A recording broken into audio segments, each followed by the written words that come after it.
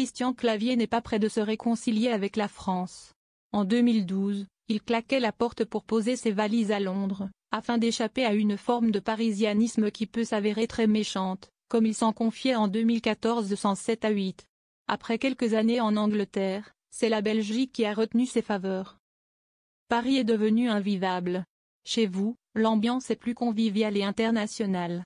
C'est ce que j'avais aimé à Londres, où j'ai également habité, jusqu'au Brexit, expliquait-il aux médias belges Ciné Télé Revue. Mais pour l'administration fiscale française, ce n'est pas que pour son bien-être moral que l'acteur a traversé la Manche voilà 13 ans. Elle en veut pour preuve le temps passé sur le tournage du film Les Profs, des factures EDF et de téléphone en France ou encore la location d'un logement parisien pour 3 ans. Isabelle de Araouro s'accompagne depuis 2004, et les enfants de cette dernière seraient également restés vivre en France.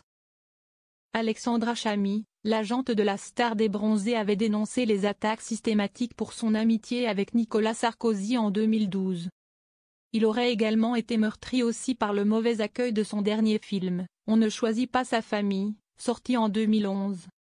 Rien à voir avec un exil fiscal, selon celle qui justifiait alors que la Grande-Bretagne n'est pas du tout une destination favorable en ce sens. Des arguments qui n'ont visiblement pas convaincu l'administration fiscale française.